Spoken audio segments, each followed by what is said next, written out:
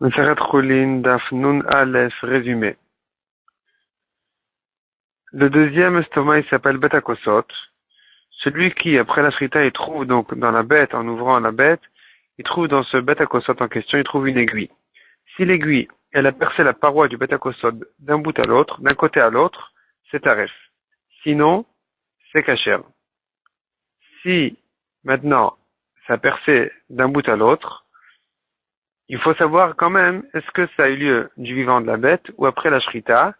Et le siman, est-ce qu'il y a du sang ou pas? S'il y a une goutte de sang, c'est la preuve que ça s'est passé du vivant de la bête et c'est taref. Sinon, c'est kasher. Et la Gemara ajoute encore un siman pour savoir est-ce que ça a eu lieu vraiment les 3 derniers jours ou plutôt que ça. Si on voit qu'il y a déjà de la croûte sur la plaie, c'est la preuve que ça s'est passé 3 jours avant la shrita. Et donc, celui qui a acheté pendant les 3 derniers jours, il peut retourner chez le vendeur en lui disant c'est un mekartaout, tu me rends, je te rends la bête, tu me rends l'argent. Sinon, si la plaie elle est encore fraîche, alors il n'y a pas moyen de savoir, et donc celui qui a acheté, il n'a pas de preuve, il peut pas récupérer son argent. Ensuite, Egmar raconte une histoire avec Rabbi qui avait vu une aiguille qui était rentrée dans les bêtes à kosot. Elle a pénétré, elle s'est plantée dans la chair du bête à kosot, mais elle n'avait pas traversé d'un bout à l'autre. C'est-à-dire, on voyait pas que ça avait traversé d'un bout à l'autre. Et cependant, Rabbi a dit que c'était un rêve parce qu'il a vu une goutte de sang en face de l'aiguille, de l'autre côté. Et il a compris de là que ça avait déjà percé d'un bout à l'autre. Et donc, c'est un rêve.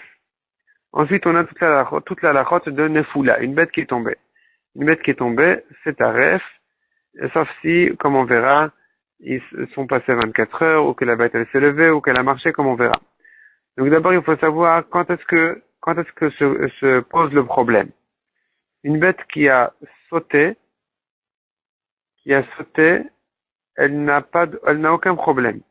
Non seulement dans le cas où elle a sauté du toit au sol, en passant par le mur, c'est-à-dire elle s'appuyait de temps en temps sur le mur, ça a un petit peu amorti le choc, et donc, dans ce cas-là, évidemment que c'est cachère, mais même dans le cas où il n'avait pas de mur, elle a sauté vraiment à un endroit complètement dans l'air, c'est quand même cachère parce que la bête, quand elle saute, elle prévoit son cours, elle sait comment sauter de manière à ne pas se mettre en danger.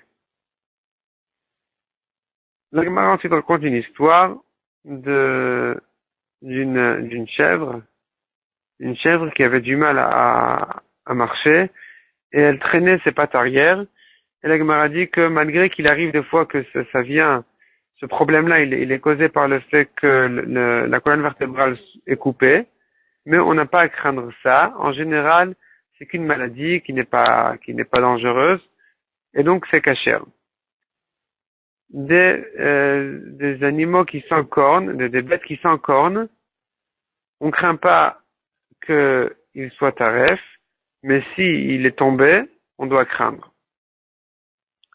Les voleurs qui volent des moutons et qui les font sauter les barrières, alors ils font attention à ne pas les blesser, de manière à ce que les moutons en question, ils puissent courir devant eux.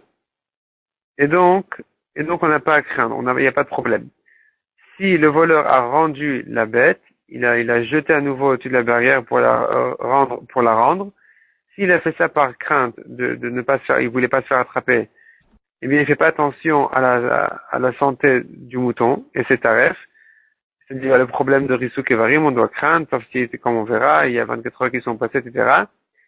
Et si c'est par Touva qu'il a rendu le vol, eh bien, il fait attention à le rendre d'une manière à ce qu'il ne sera pas taref, et donc c'est kasher. La Gemara continue et dit, celui qui a donné un coup sur la bête, et le bâton, il va depuis la tête jusqu'à la queue de la bête, ou depuis la queue jusqu'à la tête, c'est kasher. Mais si le bâton, il s'arrête au milieu du dos de la bête, ou bien qu'il y a des petites branches qui sortent, là, on doit craindre que les membres ont été blessés. Et donc, il faut vérifier s'il n'y a pas eu de problème. Ensuite, la Gemara dit, la naissance d'un veau, par exemple, la naissance d'un agneau, ne cause pas de problème. On peut lui faire la shrita immédiatement. On ne dit pas que la naissance elle-même, elle a provoqué que ses membres se sont abîmés et qu'il faudrait attendre le temps ou de voir le siman pour être sûr qu'il n'y a pas eu de problème. Non, on ne craint rien. La naissance, même une naissance naturelle, il y a rien à craindre, c'est cachère. Ensuite, Agmar a dit, un taureau, donc l'abattoir, où on fait tomber les bêtes pour leur faire la shrita, ça cause pas non plus de problème de nefoula, d'une bête qui est tombée, c'est cachère. Même si on entend la bête, on entend crier de mal, il y a quand même pas de problème, on n'a rien à craindre, c'est cachère. Maintenant, si la bête, elle s'est levée, non seulement, ou bien, donc elle s'est levée, ou bien elle a marché, il y a plus de, il y a plus de,